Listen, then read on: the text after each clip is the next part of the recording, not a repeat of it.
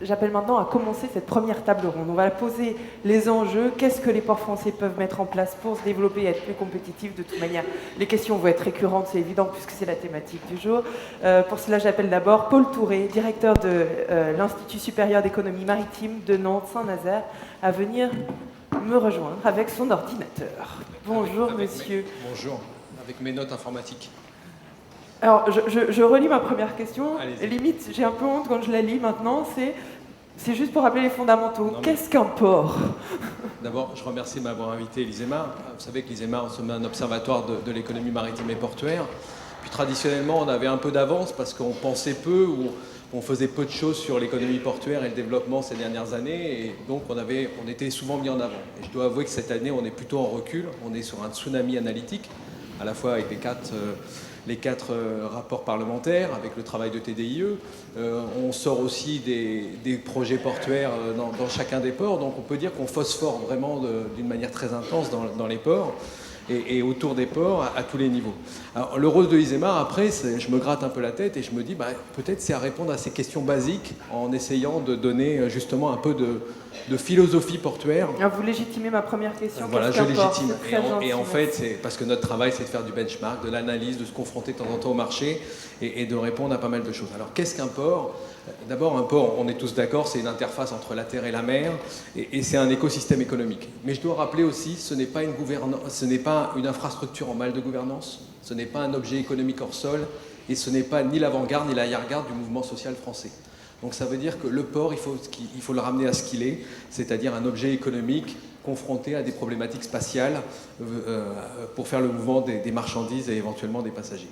Alors, vous êtes certains anciens, certains ont connu les grands développements portuaires français et je crois qu'il faut remettre en cause deux principes.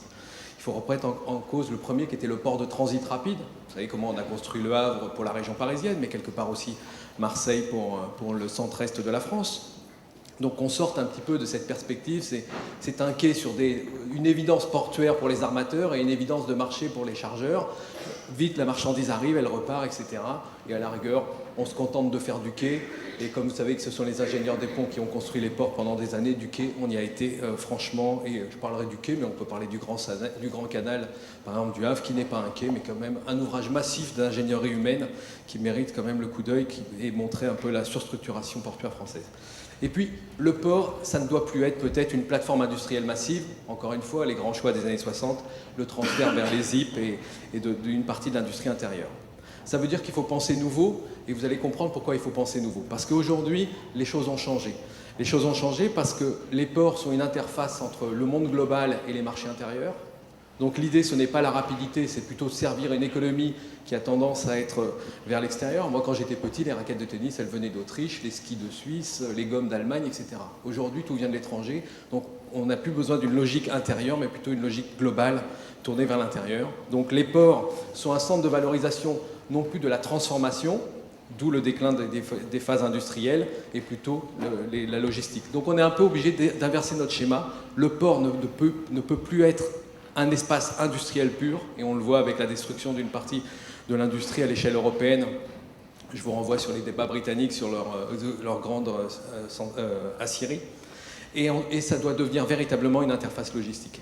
Alors donc ça veut dire, si vous lisez l'ISEMAR, et je le dis tout le temps, et je crois que c'est à nouveau dans les 5 propositions de TDIE, le port doit... Alors je mets une parenthèse, redevenir ou devenir. Je ne suis pas sûr que ça soit redevenir, c'est peut-être devenir un port de commerce en France. Alors Marseille l'a connu à une certaine façon, des plateformes comme Dunkerque ou Rouen l'ont connu aussi, moins que pour des ports comme Nantes, qui ont souvent été plutôt des ports d'infrastructure et de transformation.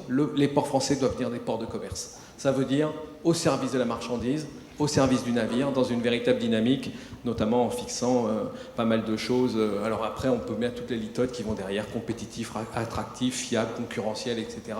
Mais cette notion de port de commerce, le port français doit arrêter d'être une infrastructure et un champ de développement, de transformation industrielle pour devenir ce qu'est un port, notamment, toujours, c'est une interface d'échange des marchandises. Et si...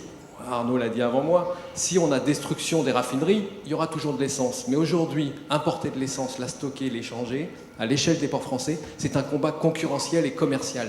Ce n'est pas une question d'infrastructure. Ce n'est pas parce qu'il y a des cuves que le pétrole viendra. Il viendra parce qu'il y a des acteurs qui importeront, qui stockeront, qui redistribueront. Donc voilà, et rappelez aussi, parce que c'est la dernière partie de mon petit PowerPoint qui est en dessous, vous le voyez en même temps, ça concerne tous les marchés, les fruits, les produits métallurgiques, le bois, la nourriture pour animaux, les ferries, tous ces marchés-là sont des marchés concurrentiels qui demandent des ports de commerce. Voilà, pour en dire, et évidemment les praticiens des ports le savent bien, et qu'on arrête de lire finalement les ports, et ce sont les marchandises dans les ports, ce sont 10, 20, 30 familles de marchandises qui sont l'objet de cette lecture concurrentielle.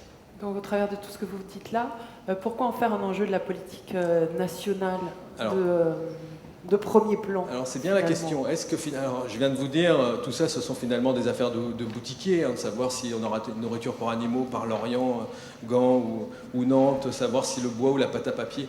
C'est bien la question.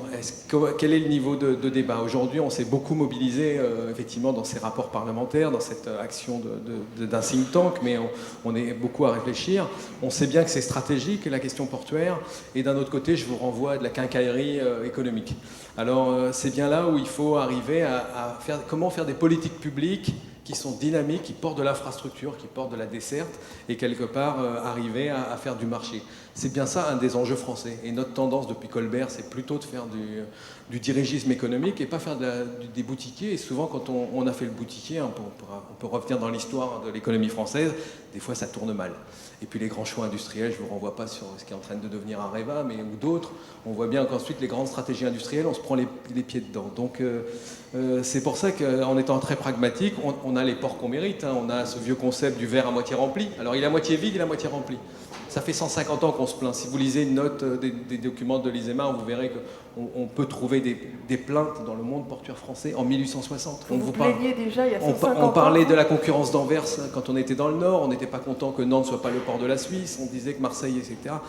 C'est comme ça qu'on fait évoluer les choses en même temps. C'est pour ça. Quand on est des anciens, entre guillemets, on est un peu dans ce tropisme-là. Mais l'intérêt, c'est de se dire, voilà, le verre est à moitié plein, il est à moitié rempli, puis on se remet dedans et on se pose. D'où cette lecture, c'est une vraie problématique, c'est politique nationale. C'est comment avoir de la politique nationale, un peu de stratégie et quelque part du développement économique vers les filières qui sont souvent des éco-locales. C'est-à-dire les problèmes céréaliers de Rouen ne sont pas les problèmes de nourriture pour animaux de Nantes, qui ne sont pas les problèmes de forestiers de La Rochelle, qui ne sont pas les problèmes sidérurgiques.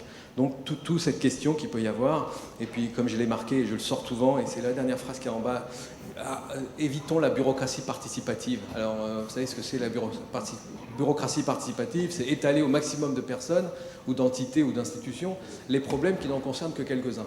Donc c'est peut-être pour ça qu'il faut arriver, notamment sur ces questions portuaires, ce qui va nous amener sur la troisième question, c'est quelle méthode pour en sortir. Donc essayer de faire des grands plans d'action, et puis peut-être faire confiance aux acteurs locaux, collectivités, acteurs économiques, pour porter peut-être des stratégies commerciales plus spécialisées, avec une sorte de gouvernance portuaire peut-être élargie. C'est-à-dire une politique nationale où il y a une pensée qui est construite à l'échelle nationale et en même temps des applications. Je ne voyais pas mon PowerPoint, mais je pourrais vous le tourner. J'ai une vraie question derrière. Est-ce qu'on fait une grande politique nationale? Est-ce qu'on se lance dans un conseil supérieur des ports? Est-ce qu'on se lance dans une action déterminée d'État Est-ce qu'on fait de la grande politique portuaire avec le risque qu'on fasse comme le schéma de 2013, c'est-à-dire un beau schéma qui est intéressant mais qui ne va pas sur des actions stratégiques, d'autant plus que je vous dis que les actions stratégiques, il y en a celles qu'on comprend bien, c'est celles sur les infrastructures, on va parler de Seine-Nord, mais ça peut être aussi sur les contournements des grandes métropoles françaises, l'inscription dans les RTOT, là on voit bien ces grandes infrastructures. Mais quand je vous dis qu'on reparle business, finalement, est-ce que c'est à l'État d'avoir un grand plan sur les nourritures pour animaux? Ça peut je vous parle de nourriture pour animaux, mais chez moi c'est 1,5 million de tonnes. À Lorient, c'est peut-être 400 ou 600 000 tonnes, mais jusqu'à présent, ça nourrit toutes les vaches, les poules et les cochons de l'Ouest. Et jusqu'à présent, comme on continue à manger de ces produits-là, il faut bien avoir des filières. Et si on a des grands ports dans l'Ouest, c'est aussi parce qu'on a besoin de... etc. etc.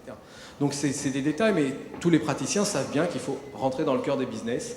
Ça peut être celui du pétrole, du céréal, etc. Alors comment avoir des politiques? C'est pour ça que la question, c'est politique nationale ou politique décentralisée? Cette politique décentralisée, c'est la question des axes. L'axe Seine qui a été construit autour d'Aropa, l'axe Rhône autour de Medlink et des ports méditerranéens, avec cette lecture à la fois peut-être de façade et intérieure.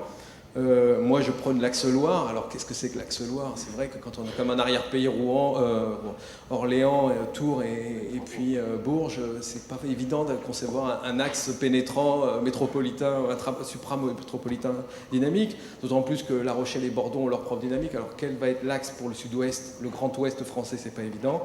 Et puis il y a l'axe nord qui est en train de se construire, qui n'est d'ailleurs pas un axe, qui est un espace, puisqu'il y a l'annonce récente des ports de Hauts-de-France avec cette dynamique des nouvelles régions. Donc là, on peut se poser des questions. La question, c'est est-ce qu'il faut aller sur des partenariats collectivités, État, grandes entreprises, multi-régions? Parce que les régions intérieures doivent être concernées, la région Val-de-Loire, la région Bourgogne-Franche-Comté, enfin les grandes régions intérieures doivent être aussi mobilisées, parce que souvent c'est leurs échanges à eux, c'est l'export de céréales, c'est les filières énergétiques ou des choses comme ça. Et puis la question qui doit se poser, alors le problème c'est reparler de regouvernance, la co-gouvernance État-région pour les GPM, qui doit être, il ne faut pas que ça se transforme en serpent de mer qui justifie toutes nos discussions pendant des années, mais c'est vrai qu'on peut avoir la question, est-ce que les ports d'État doivent être co-gérés par les territoires, sachant que les territoires ne sont pas non plus des parangons de richesse et de fortune, et que les ports d'État sont un problème d'État et doivent être gérés par l'État. Donc toutes les questions qu'il va falloir arbitrer, encore une fois, je viens de vous le dire avant, il ne faut pas faire de bureaucratie participative autour de la nouvelle gouvernance des ports et prendre encore 10 ans de réflexion. Mais c'est plutôt des choses... En tout cas, il faut vraiment se poser ces questions. Et agir. Et agir. On a compris qu'il fallait agir vite, il faut se poser les questions très rapidement. Merci beaucoup, Paul Touré. On aura bien compris tout ce que le port n'est plus aujourd'hui. Ce n'est pas une infrastructure. On comprend bien il faut que les frontières bougent, les espaces évoluent. C'est un objet économique confronté à une nouvelle mécanique spatiale, c'est ce que vous avez dit. On va voir comment on peut faire évoluer ces modèles, penser autrement ces échanges et son espace en continuant avec une nouvelle table ronde. Merci beaucoup d'avoir posé toutes ces questions concernant la stratégie portuaire. Non pas qu'on va essayer d'y répondre, mais je vois bien que petit à petit, à chaque fois, chacun pose des questions pour faire avancer le schmilblick ensemble.